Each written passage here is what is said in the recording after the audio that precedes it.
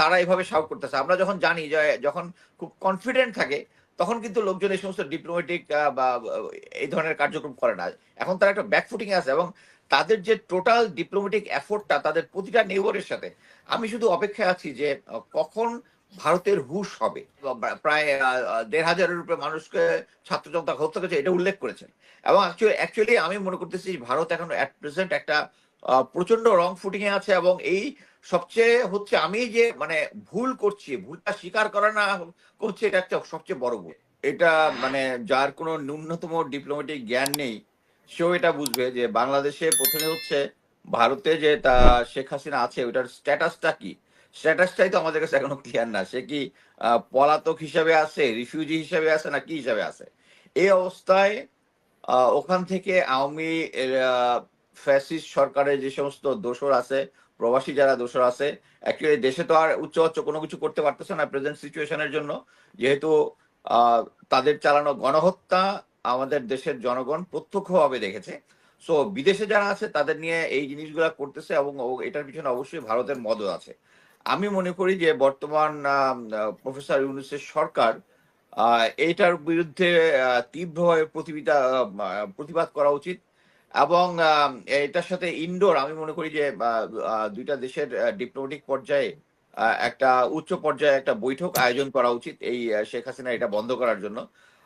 আরেকটা জিনিস হচ্ছে যে কখনোই মানে আমরা মানে বর্তমান যে রিয়েলিটি, মানে মোট কথা হচ্ছে বর্তমানে যে রাজনৈতিক রিয়েলিটিতে এইটা আমাদের আওয়ামী লীগের প্রবাসীরা প্লাস হচ্ছে শেখ হাসিনা প্লাস হচ্ছে আহ, ভারত মানে হুম। এটা বুঝতে পারতেছে না। আমার কাছে একটা মানে একটা গ্রেট কনসার্ন, মানে যখন বাংলাদেশে যেমন এখন বর্তমান পরিস্থিতিতে যে ভারত আমাদের এগেনস্টে তাদের মিডিয়াগুলোতে এমন জোরালো ভাবে ৫ই আগস্টের পর থেকে প্রপাগান্ডা শুরু করেছে, এটার জন্য শেষ পর্যন্ত কি করেছে, আমাদের সরকার একটি জাতীয় ঐক্যর ডাক দিয়েছে এবং এই ইস্যুতে আমরা জাতীয়ভাবে সবাই ঐক্যবদ্ধ হয়েছি।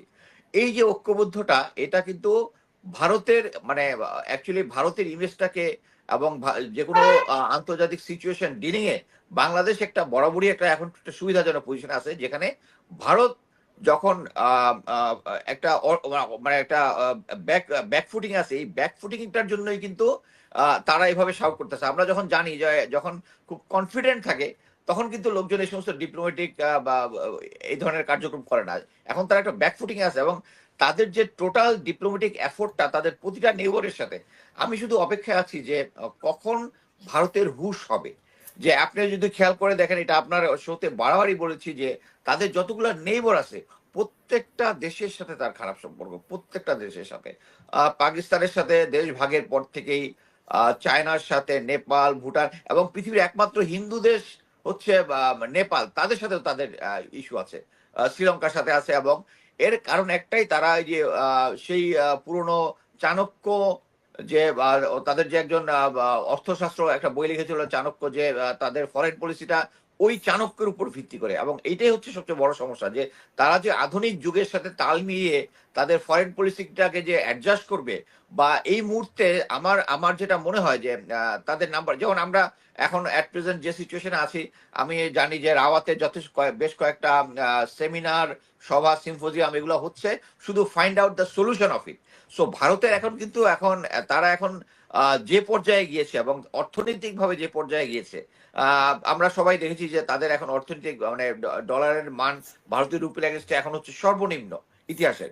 সো এই সিচুয়েশন গুলো চলতে থাকলে অ্যাকচুয়ালি ভারত নিজেরাই একটা এমন একটা সিচুয়েশনে যাবে যেটা থেকে তারা পুল করতে পারবে না। কিন্তু তারা ধরেই নিয়েছে যে একমাত্র শেখ হাসিনা রিইনস্টেট অথবা শেখ হাসিনা সাপোর্টেড কোনো গভর্নমেন্ট আসলে তারা থামবে। আমরা কিন্তু অলরেডি গতকাল থেকে, যদিও শুভেন্দুর কথা আপনি বলেছেন যে শুভেন্দু মানে বাংলাদেশে এগেস্টে আবারও প্রোপাগান্ডার একটা ভিডিও দিয়েছে, কিন্তু আপনি যদি আরো কয়েকটা ভিডিও দেখেন, আমি আজকে পশ্চিমবঙ্গের বিধানসভার একজন বিধায়ক, নাম শুধু ইমতিয়াজ জালাল, ওনার কথা শুনতেছিলাম। উনি কিন্তু ক্লিয়ার ভাষায় বলেছে যে আমরা এখনো, ভারত সরকার এখনো এই জিনিসটা বুঝতে পারতেছে না যে এটা যত দিন যাবে এটা তাদের এগেনস্টে যাবে। সো আমি স্ট্রংলি এটা বিশ্বাস করি। এবং আরো একটা চ্যানেলে দেখলাম আমি, ফেসবুকে জিনিসটা দেখেছি, ওটা টিভির কোন চ্যানেল এটা দেখিনি, কিন্তু তারা কিন্তু শেখ হাসিনাকে ফ্যাসিস্ট উল্লেখ করে ভারত যে ডিসিশন গুলো নিয়েছে তাকে তাদের সমালোচনা শুরু করেছে। আমি মনে করি যে না, এখন যেহেতু এখন বাংলা হচ্ছে যে মানে পক্ষ বিপক্ষ, সোশ্যাল মিডিয়াতে তো পক্ষ বিপক্ষ আছে। বিজেপির যারা বিপক্ষ তারা কিন্তু আবার এটাকে সাপোর্ট দিচ্ছে না। কারেক্ট কারেক্ট বিজেপি কারেক্ট না। এই জন্যই আমি কয়েকটা মেইন স্ট্রিম ভারতীয় টিভিতে আমি দেখলাম যে মেইন স্ট্রিম হুম, একটা চ্যানেলে আমি সংবাদ দেখলাম, একজন মহিলা উপস্থাপিকা, আমি জাস্ট অ্যাকচুয়ালি সময়ের অভাবে চ্যানেলটার নামটা আমি অ্যাকচুয়ালি খুঁজেছি, আমি ওই ইয়ার মধ্যে দেখলাম না, সেখানে তারা স্ট্রংলি শেখ হাসিনার যে 15 বছরের যে সমস্যা, যে ফ্যাসিস্ট শাসন আমল, ওইটাকে ক্রিটিসাইজ করেছেন, এবং লাস্টে যখন 5ই আগস্ট পর্যন্ত তারা যে প্রায় 1,500-এর উপরে মানুষকে ছাত্র জনতা হত্যা করেছে এটা উল্লেখ করেছেন। এবং অ্যাকচুয়ালি আমি মনে করতেছি ভারত এখন অ্যাট প্রেজেন্ট একটা প্রচন্ড রং ফুটিং এ আছে, এবং এই সবচেয়ে হচ্ছে আমি যে মানে ভুল করছি, ভুলটা স্বীকার করা না করছে, এটা একটা সবচেয়ে বড় ভুল। অ্যাট প্রেজেন্ট ভারতের যে ফরেন পলিসি আছে, এটা তাদের যে থিঙ্ক ট্যাঙ্ক যারা আছে তাদের এখন মানে হুঁশে আসা উচিত। আদারওয়াইজ আমি মনে করি যে বাংলাদেশের যে সিচুয়েশনটা তা অলরেডি প্রফেসর ইউনূস এটা হোল্ড করেছেন এই যে জাতীয় ঐক্যর ডাকটা দিয়ে। আমি মনে করি এখন থেকে যে জিনিসগুলাই হবে, এবং প্রতিটা পলিটিক্যাল পার্টি এখন যেহেতু একটা সেম রোলে আছে, এবং আমি আশা করি যে ফিউচারে যে জিনিসগুলো হবে, যত সময়টা যাবে তারা যতই চিল্লাচিল্লি করুক, তাদের মিডিয়া যতই করুক, তারা সময়ের ব্যবধানে তারা দুর্বল হতে থাকবে, এবং আমরা অলরেডি স্ট্রং আছি, এবং আমরা আরো স্ট্রং হবো। ধন্যবাদ।